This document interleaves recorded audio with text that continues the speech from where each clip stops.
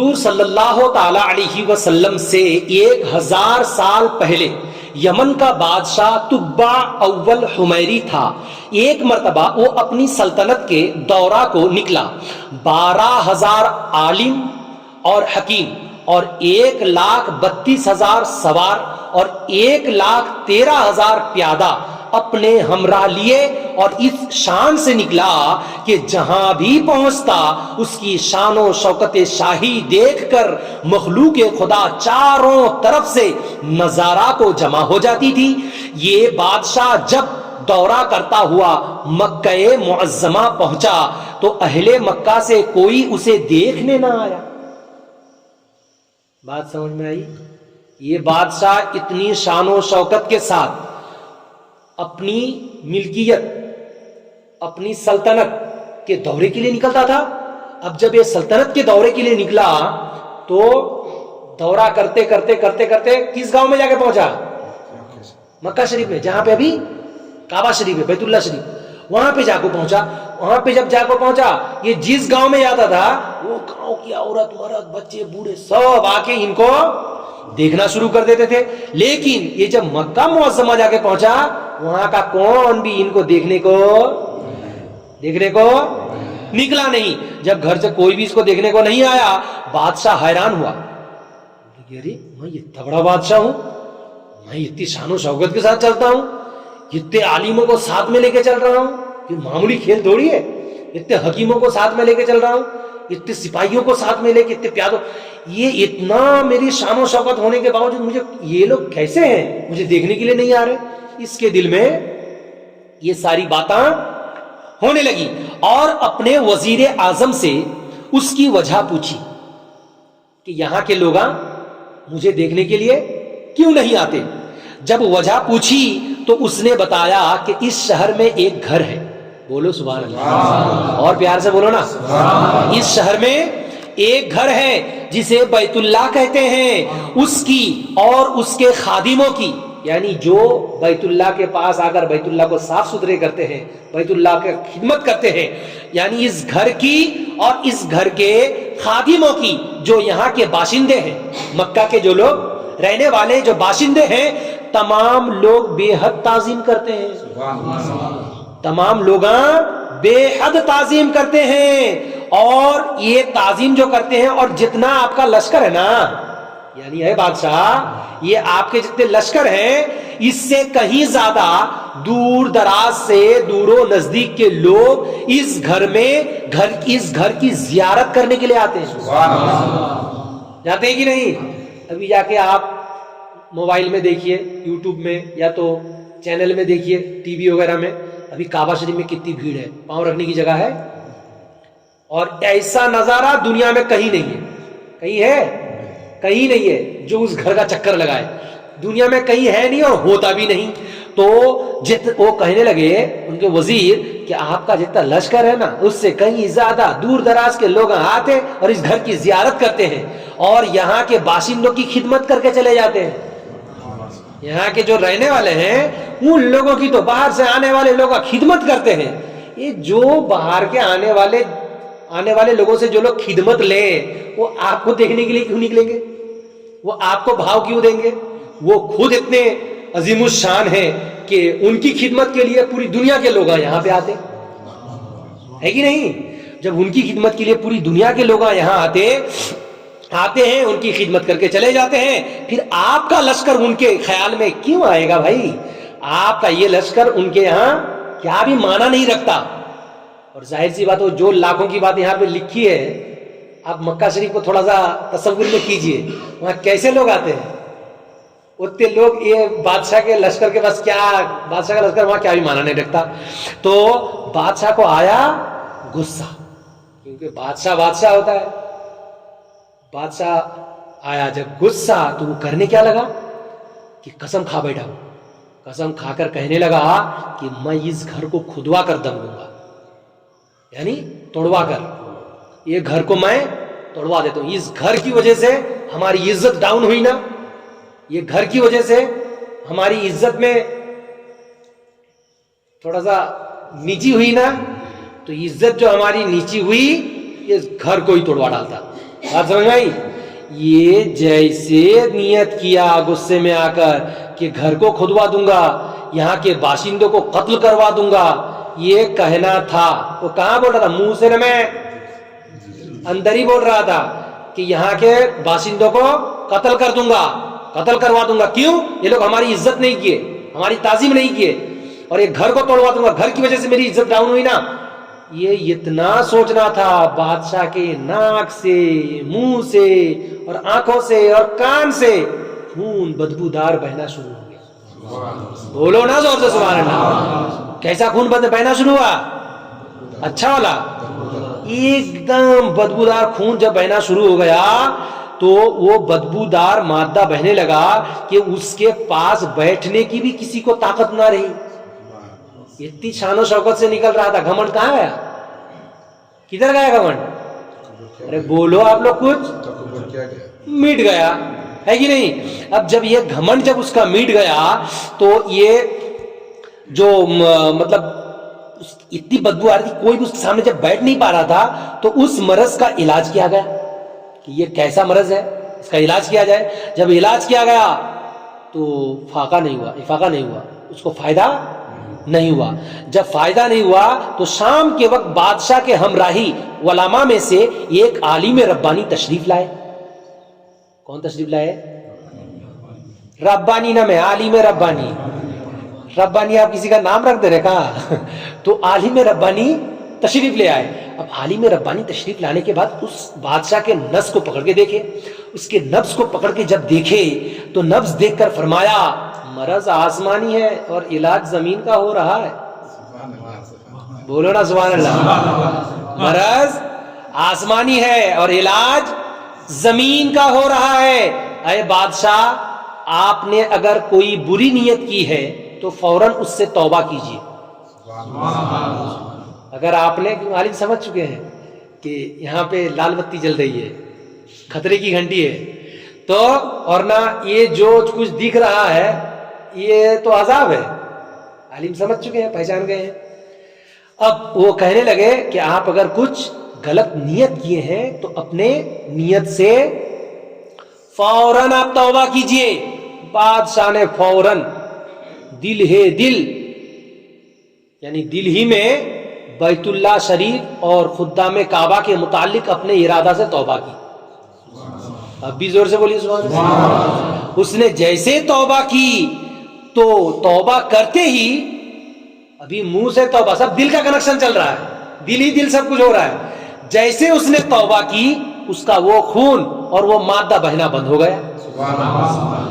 जैसे बहना बंद हो गया और फिर सेहत की खुशी में वो क्या क्या, जब तबीयत अच्छी हो गई, घबरा गया था ना अभी कि सामने कोई बैठने को तैयार नहीं, इतनी बदबू आ रही है। जैसे ये अच्छा हुआ, सेहत की खुशी में उसने बैतुल्लाह शरीफ को रेशमी गिलाफ चढ़ाया। क्या गिलाफ? रेशमी गिलाफ चढ़ाया और शहर के हर बाशिंदे को 7-7 अशरफी और 7-7 रेशमी जोड़े नजर किए। बात समझ में आई? क्या नजर किए? रेशमी जोड़े, कपड़े रेशमी कपड़े और 7-7 अशरफियां, 7-7 जोड़े नजर किए। अभी कह रहा था ना, क्यों देखने नहीं आए?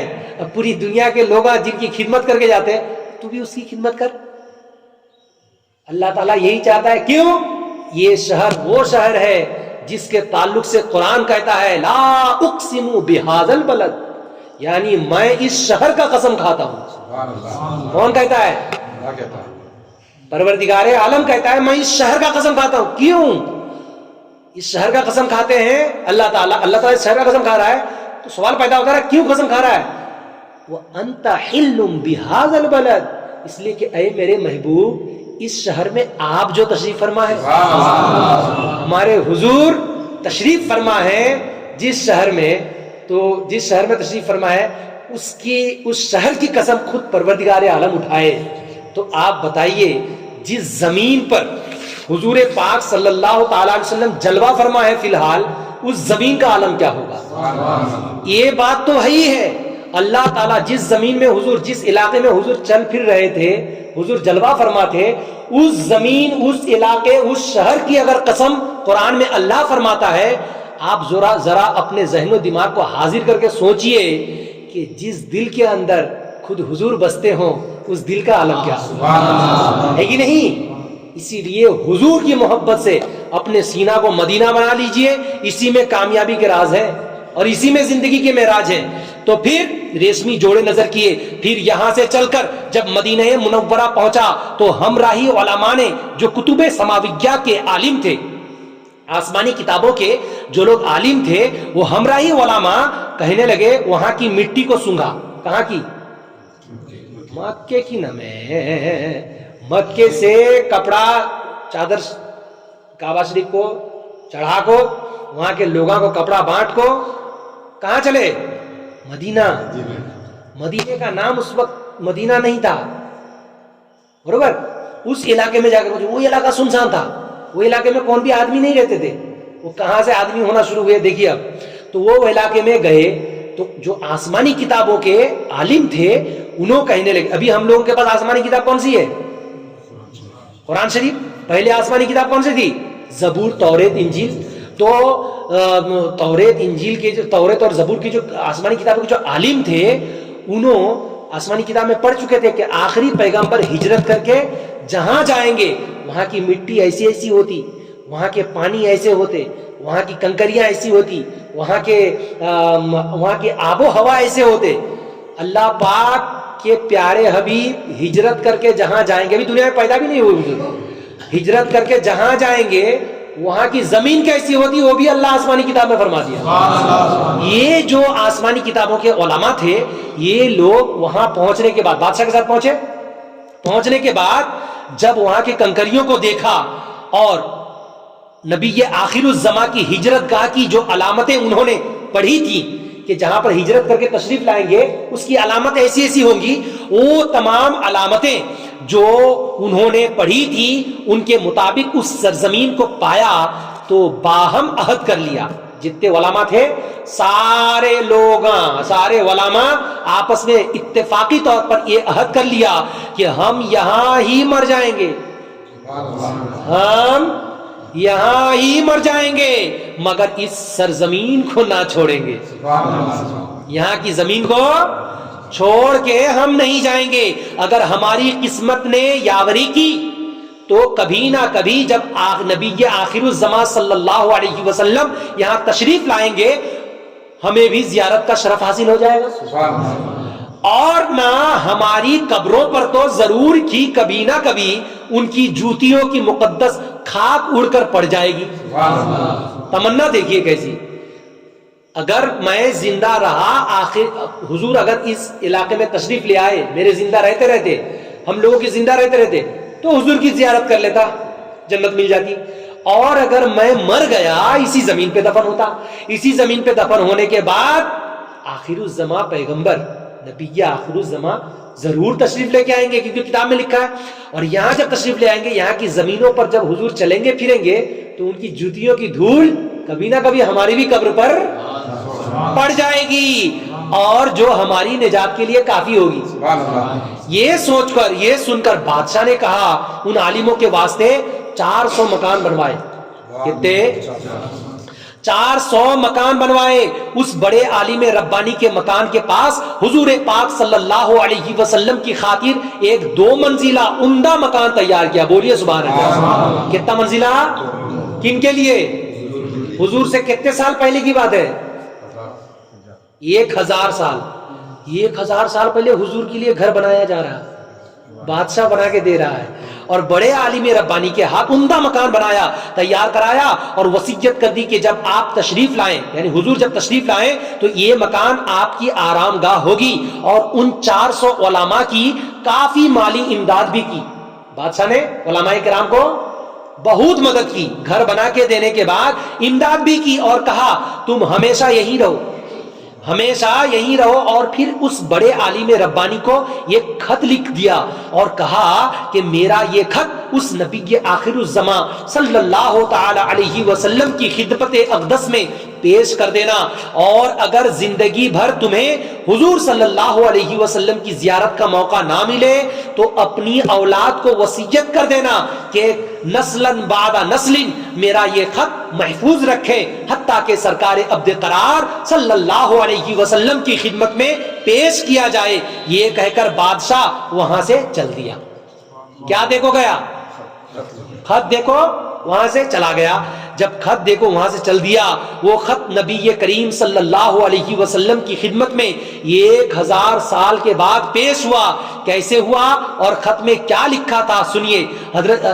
اس کے بعد انشاءاللہ کل سنا دو, ہے کہ نہیں؟ یہ تھوڑا لمبا ہے کیونکہ وقت میں اتنی زیادہ گنجائش نہیں, دن بھر تھکے ہوئے بھی ہے, بہت سارے کام ہے کہ نہیں.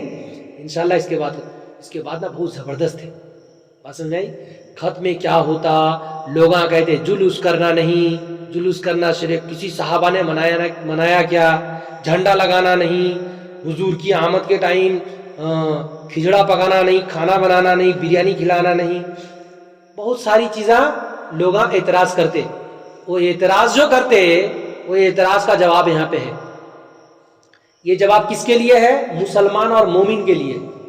مسلمان اور مومن جو ہے اس کے لیے اعتراض کا جواب نہیں بلکہ اس کے لیے یقین کا ذریعہ ہے, اس کے لیے اطمینان قلب کا ذریعہ ہے یہ, کیونکہ وہ تو مانتے ہی, وہ تو مناتے ہی ہیں. اور جنہوں غیر ہے, غیر بولے تو آپ سمجھ ہی رہے, ان سے مجھے کیا بھی مطلب نہیں ہے, ان کو ہم جواب بھی دینا نہیں چاہتے کیونکہ ان کا دین ان کے ساتھ, میرا دین ہمارا دین ہمارے ساتھ. بات سمجھ میں آئی؟ تو یہ تمام چیزوں کا جواب خود رسول پاک صلی اللہ علیہ وسلم نے فرمایا, جو بخاری شریف کی حدیث پاک ہے اور جو آپ لوگوں کو میں سنا رہا ہوں. انشاءاللہ اس کے بعد کا واقعہ آپ تمامی حضرات ضرور بھی ضرور کل سماعت فرمائیں گے. اللہ پاک کی بارگاہ میں دعائیں ہیں, اللہ پاک کی بارگاہ میں دعائیں ہیں, یا الہ العالمین حضور پاک صلی اللہ علیہ وسلم کے صدقہ دفعل ہم لوگوں کی اس مختصر سی محفل کو اپنی مقدس بارگاہ میں قبول و منظور عطا فرما. یا اللہ نبی کونین علیہ الصلوۃ والسلام کی محبت میں زندگی گزر بسر کرنے کی توفیق و رفیق عطا فرما. حضور کی محبت میں زندگی, دل, جان و مال سب کچھ قربان کرنے کا ایمانی جذبہ اسلامی ماحول عطا فرما. وصلی اللہ تعالی علی خیر خلقہ محمد وعلی آلہ واصحابہ اجمعین. آمین برحمتک یا ارحم الراحمین بحق لا الہ الا اللہ صلی اللہ